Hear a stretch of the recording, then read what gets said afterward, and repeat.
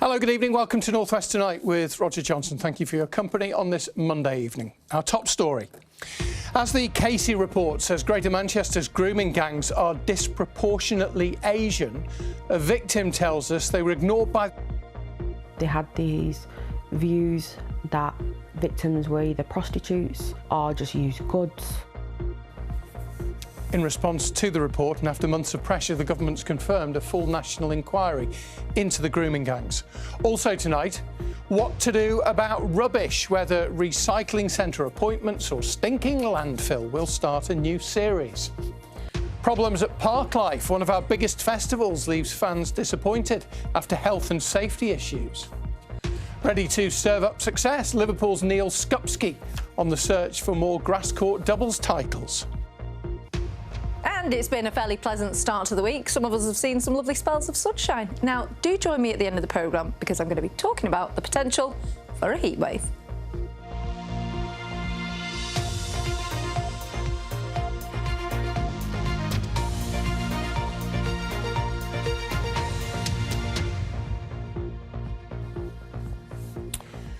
A woman who was a victim of grooming gangs in Greater Manchester has told us tonight that those who were abused as children may finally get answers and, perhaps, even justice. The government is setting up a national commission to ensure that local inquiries into child sexual exploitation get full powers to find answers. And there will also be renewed police investigations. Phil McCann is in the newsroom. He's been looking at the Casey report. And Phil, it highlights the ethnicity of some of those suspected grooming gangs in this region. Yeah, just one of the interesting elements of this report today, Roger, which relates to Greater Manchester, an area, of course, where there have been so many stories and prosecutions linked to grooming gangs and so many stories of authorities failing to deal with them. It's often been a type of crime, of course, associated with perpetrators of an Asian descent, a South Asian ethnicity. Well, today's report says that there is a disproportionately higher Asian ethnicity identified in suspects across Greater Manchester. And it says, in comparison with data for all police forces, although that data isn't recorded everywhere, today's report recommends that it should be as it is in Greater Manchester. Now, last week there was a grooming gang that had been operating in Rochdale in the 2000s that was convicted at Manchester Crown Court earlier this year, and in that case, by the way, the perpetrators were all Asian. Earlier this year, there was a conviction of a grooming gang operating in Bolton where the perpetrators were all white, so it is a complex, not straightforward picture. Now, there's been criticism, of course, of not enough perpetrators being brought to justice. And Dame Louise Casey today said one of the reasons that she recommended the government set up this commission to coordinate these local reviews was because when there had been reviews done into this issue in Greater Manchester, those behind the reviews had faced people making their lives a misery and a fight, she said, to get data. Well, I've been speaking to Sam. Now, she was abused in Oldham by grooming gangs in the 2000s, the early 2000s, and she has been calling for the government to do what it has announced today that it will now do. Sam wants answers. She wants to hear those answers from those who were in power, who failed her as a child, and so many other children. Because of the way they treated us as children, they had these views that victims were either prostitutes or just used goods. Sam was 12 when she went to Oldham Police Station to report being sexually assaulted, but was turned away and accused of being drunk. Minutes later, two men beckoned her into a car outside, where they raped her. That night, they took her to different houses across the town, where she was raped and assaulted by multiple men. Grooming gangs. Sam's story was at the centre of a review into child sexual exploitation in Oldham 3 years ago. Over the last few years, there have been local reviews looking into the way child sexual exploitation was or wasn't tackled here in Oldham, as well as in Manchester and in Rochdale. But during the review in Rochdale, it was made clear that there were a number of former council officials and former police officers, including an assistant chief constable, who either declined to take part or didn't even respond. But just being named and shamed in the report, that the fact that they haven't turned up isn't justice in any way, shape or form. You want to see them and hear them answering questions that they may not want to answer? Yeah. You have not answered the question! That's why, after lots of shouting, Oldham Council agreed last year to ask the government to hold an inquiry in the borough where people could be compelled to give evidence. The government said no in January. But then the world's richest man, Elon Musk, stepped in on social media. It led to a storm. Sam spoke to North West Tonight at the time, and then the BBC filmed as she and a group of other child sexual assault survivors went to see Safeguarding Minister Jess Phillips in Birmingham to ask the government to change its mind. They've not listened to us at all. As the months went on, the government appointed Baroness Louise Casey to advise it on what to do. This weekend it was announced she's advised the government to make sure local inquiries like those in Oldham get the statutory powers they need to compel people to attend. Her report concludes that further local investigations are needed, but they should be directed and overseen by a national commission with statutory inquiry powers. Only Oldham Council came forward and said, yes, we better get on and do one. Nobody else did. So there's a reluctance there. Starmer's been wrong every step of the way, and this review has shown what we do need. Well, Oldham Council is now moving ahead with its local inquiry. Tonight it said we recognise the failings of the past and are determined not to repeat them. Phil, thank you. Phil McCann there. Right, let's take a look at some of the other stories which are making headlines in the North West tonight. And a former teacher has appeared at Preston Crown Court accused of the murder and sexual assault of a 13-month-old boy that he was in the process of adopting. Jamie Varley is also accused of child cruelty. Another man, John McGowan Fazakerley, has been charged with allowing the death of a child. They'll stand trial next year. The police watchdog is to reinvestigate what contact it had with a family with Greater Manchester Police prior to their deaths in a fatal arson attack. Michelle Pearson and her 4 children died following the fire at their home in Walkden in 2017. Zach Bolland and David Worrell are both serving life sentences for their murder. And BAE Systems in Barrow has been told by its industry regulator to improve safety measures after a fire last year in which 2 people were hurt. A report found that 5 workers had gone into the Devonshire Dock Hall in which nuclear submarines are built while the blaze was still alight. Now, over the next couple of weeks, we're going to look at the issue of waste. It is a growing problem. Recycling levels are stagnating, our landfill sites are filling up quickly, and that is impacting people who live near them. Our environment correspondent, Judy Hobson, has been looking at this, and she's here with more. Judy.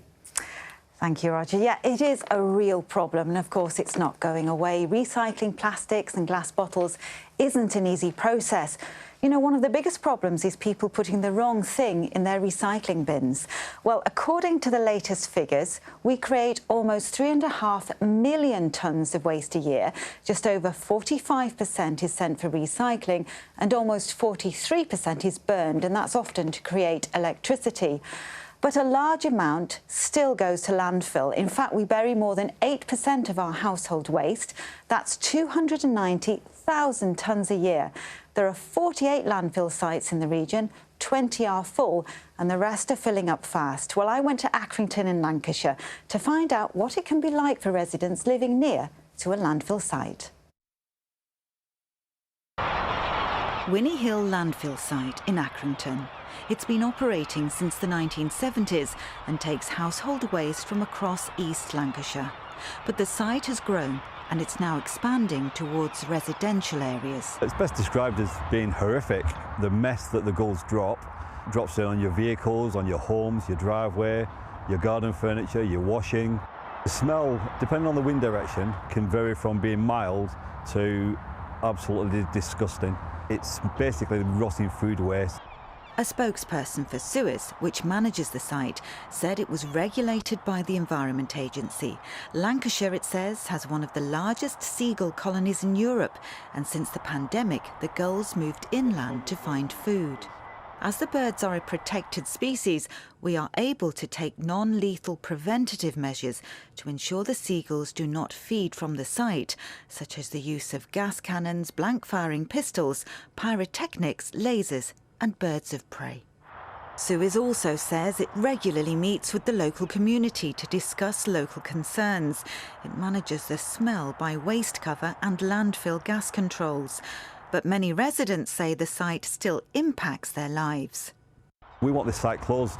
Why should we suffer in a residential community from 15 boroughs worth of household waste? Other landfill sites are causing similar issues for residents across the region. The owners of the Jameson Road landfill site in Fleetwood have been hit with complaints since February last year, mainly about the smell. We can't live like this. It's been open for the last 16 months and 13 months of it has been absolutely stinking. Operator Transwaste says it's working towards eliminating the problem. We've been burying our rubbish for decades. Despite attempts to reduce it, around 8% is still sent to landfill. There's a lot of environmental impacts of landfills. If you have waste going into landfill, it creates biomethane, which gets emitted to the atmosphere. Sometimes it's captured by the landfill sites. Some waste gets out and gets blown around. Even though they are encased within these cells, you do get some pollution which leaches out, even though there are mechanisms to try and stop that from happening. These sites are heavily regulated, but in a bid to reduce the problem, local councils have faced higher charges to bury our bin bags. The main alternative is to burn it, but that too is causing concern among environmental campaigners and local residents. We have to be able to have a collective responsibility for waste, not least because it is a wicked problem. It's not just the collectors who have a responsibility, it's us as consumers, it's us as disposers of waste. You know, we all have a collective responsibility in my view.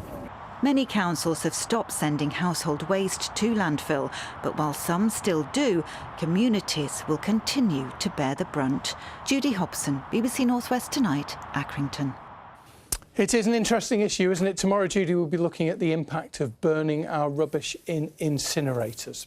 Now, for thousands of fans at the Parklife Festival in Manchester, they were left disappointed last night when one of the 8 stages was shut down due to health and safety fears. People who were expecting to see the DJs, Josh Baker and Chris Stussy, who were due to perform on the matinee stage, were told that their sets were cancelled as a result of crowd movement. Let's get more on this from Davinia Ramos.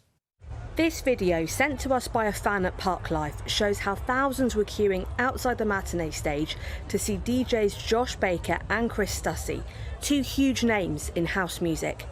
But both acts were cancelled at the last minute due to health and safety fears, with hundreds on social media saying it was unbearably busy. So me and my partner got tickets late on just to see Josh Baker and Chris Stussy. We got there, we could tell the stage that these 2 artists got put on wasn't suitable, should I say, for the size of the artists that they are. Just before Josh Baker was due to go on, there was an announcement from the stage from what looked like a security team saying for safety reasons the stage is going to be shut. So everyone was sort of rushing out the arena. So it was a bit scary, to be honest. No one really knew what was going on. Many online, including Jamie, have also criticised why the DJs were lined up to perform on the matinee stage rather than the main stage. You know, Josh Baker's just sold out Warehouse Project with his label You and Me, and that's probably 20 times the size of this arena size. Manchester DJ Josh Baker apologised to his fans on Instagram and said he was unable to perform due to reasons out of his control and couldn't put into words how much it would have meant to perform in his home city. And the Dutch DJ Chris Stussy said he was really gutted he couldn't perform after flying from Barcelona for the gig. In a statement, Parklife said it made the decision to close the matinee stage as a result of crowd movement and upon seeking advice of their safety team. They said as a result they were unable to relocate DJs Josh Baker and Chris Stussy. They said that the safety of fans remains their utmost priority. And this afternoon, organisers responded to calls from fans asking for a refund by saying crowds were able to enjoy over 100 sets across the weekend, and under terms and conditions, the cancellation of 2 artists doesn't reach the threshold for refund eligibility. It won't be the news that thousands were hoping for after a disappointing end to their weekend. Davinia Ramos, BBC North West Tonight, Manchester. Now, we have often talked on this programme about NHS pressures and the system struggling to cope, and often that's about handing over patients from ambulances to hospital. So it is doubly important to highlight this bit of good news, and that is that North Manchester General has reduced the time that it takes to hand over a patient by 1/3. Its times are now the fastest in the North West, and Molly Brewer has been to see exactly how they do it. The time that ambulances spend outside emergency departments waiting to hand over patients has been a long-standing problem for hospitals across the North West and indeed nationally. But here at North Manchester General Hospital in Crumpsall, despite rising demand, they've reduced that time significantly. You can see over my shoulder just now we've no ambulances waiting at the department, and this is Monday morning and it's usually a busy time. So we've actually managed to reduce our handover time for ambulance crews from around about 30 minutes 2 or 3 years ago to about 17 minutes now. At the moment, we're the #1 hospital in the North West for our ambulance turnaround time, and we're very proud of that. But just how has this been achieved? Since the pandemic, they've opened this area with rapid access cubicles so patients can be seen by a senior clinician straight away. So what happened before this then? What was the situation there? The situation was all patients came in through 2 areas. There was a walk-in entrance and there was an ambulance entrance. So all patients were more or less assessed in the one area. And it meant that you couldn't get the patients offloaded quickly enough because there wasn't enough space. We had the situation where a lot of other hospitals still have, where the ambulances are queuing up outside, and that's not good for the patients. If you've got 5 ambulances waiting, you don't know what's in ambulance number 5 and whether that's more acute than ambulance 2, for example. So it allows us to offload and make that assessment. In addition, they've also introduced a senior doc at the door to support decision-making and be a point of contact for junior doctors.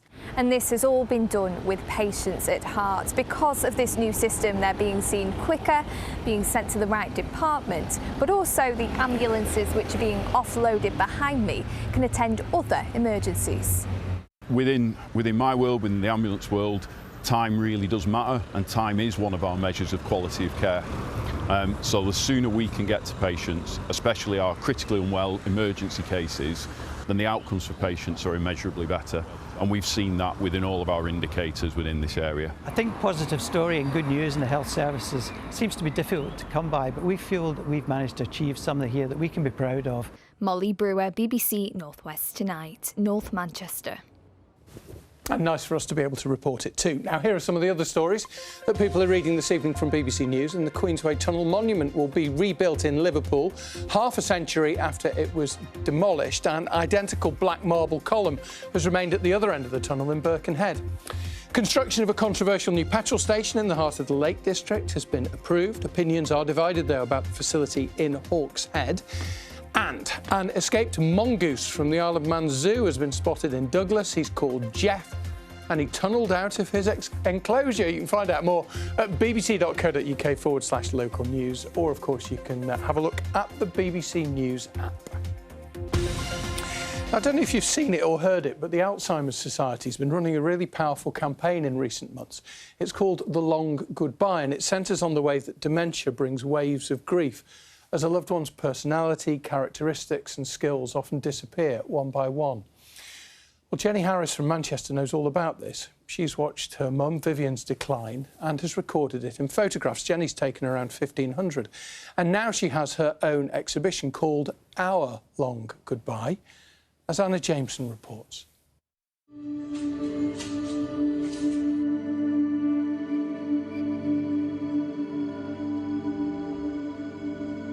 Do you remember that I said that I've taken some photos and videos of you because I'd like to make an exhibition one day? Oh, yes. What do you think about that? I think it's a good idea. Yeah.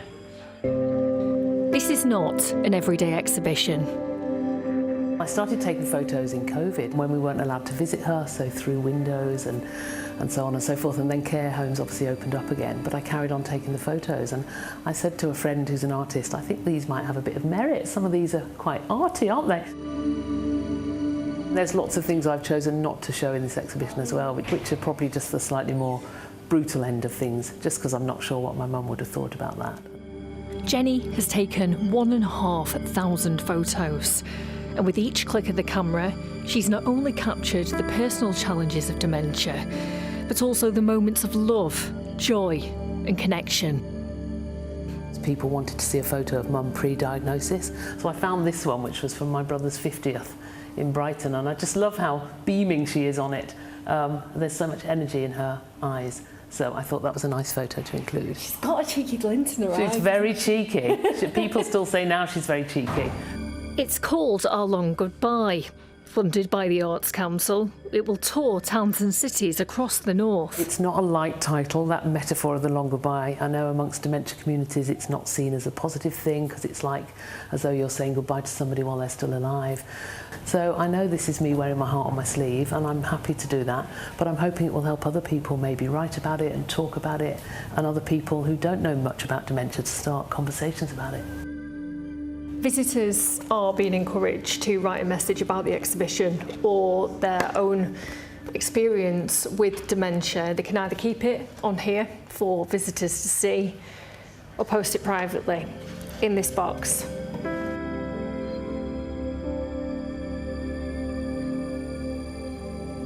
A lot of people don't see a lot of these images. I think they know what dementia looks like, but this is like the raw end of the end stage of Alzheimer's. And a lot of it is about my mum sleeping and not recognising us. And it's hard, but I think people need to see that because a lot of it is behind closed doors. But I think let's talk about that rather than forget it's not there or tuck it away. Anna Jameson, BBC North West Tonight in Sale.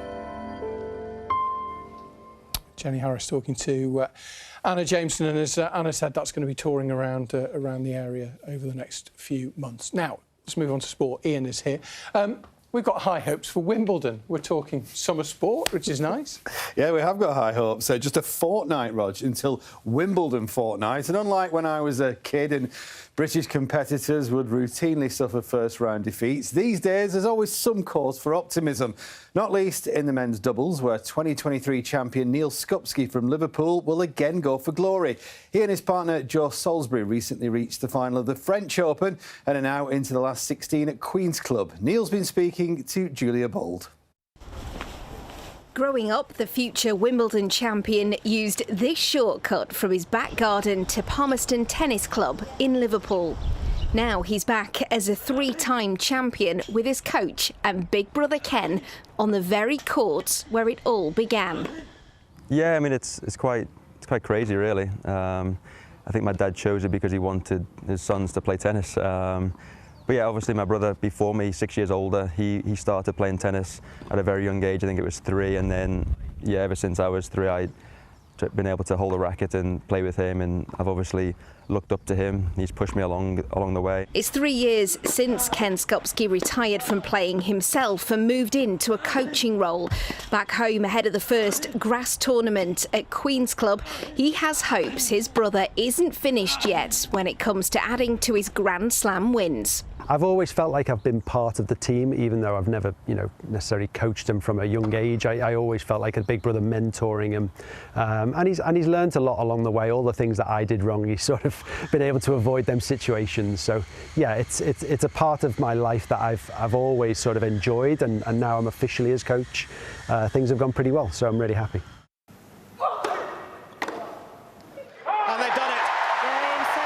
Skupski wrote himself into the tennis history books in 2023 with this centre court victory alongside Wesley Koolhof when he became the first British man in over a century to win both the men's and the mixed doubles at Wimbledon. You grow up watching it on the TV, watching, I think when I was younger, watching the likes of Sampras, Agassi, Henman, and then obviously Andy Murray and the greats like Roger Federer and Nadal.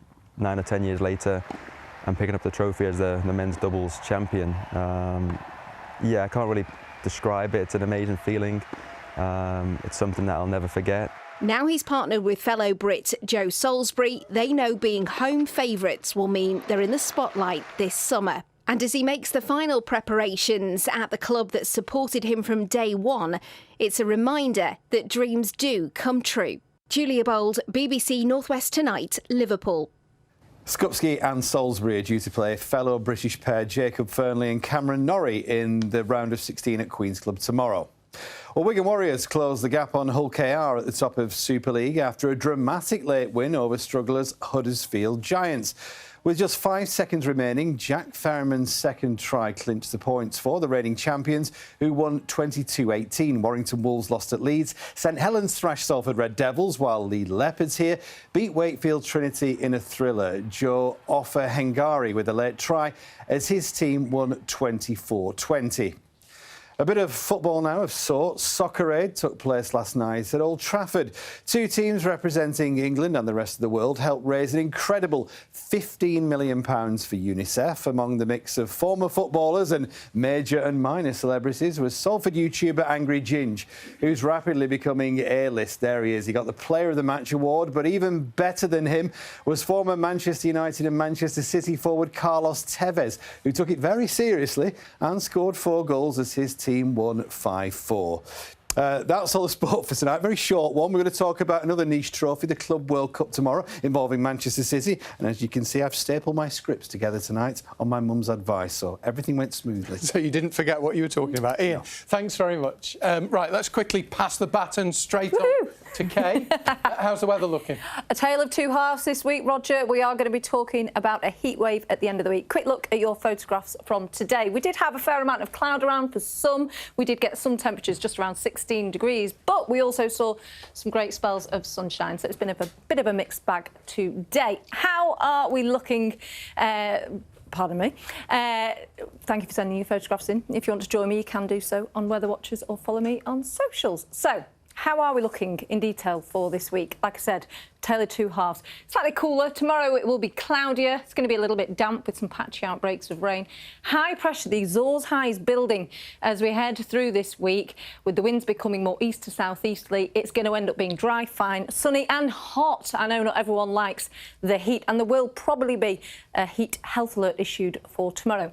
Here's the front that's going to introduce cloudier skies for Cumbria as we head overnight. And into tomorrow, it will produce a little bit of light rain and drizzle for some, but not all. But through this evening, it's dry and fine. Now, we do have a little bit more in the way of cloud further north. Elsewhere, clearer skies. Note the new name on the weather map. You can understand why. Temperatures overnight drop down to between 9 and 12 degrees, so still mild. Now, we start off tomorrow morning with that blanket of cloud across more northern parts. It will produce some outbreaks of rain. Most of it will be light and patchy, but for northern parts of Lancashire, we're likely to see it here, and Cumbria. Elsewhere, a little bit of drizzle, amounts will be small. Temperatures get to about 21 degrees. Now, high pressure then continues to build in as we head through Thursday, Friday, Saturday and into the weekend as well. Now, to have a heat wave, we have to get 25 degrees or above for 3 consecutive days. And at this stage, it does look like we are going to do it. That's your forecast. Gin pit. I thought that could be a description of your living room. Last week it was food. This week it's gin. Thank you, Linda. Yeah, Linda got that one. It's up near Chorley, near Astley Village, I believe. Thank you for watching. Whatever you do, have a lovely evening.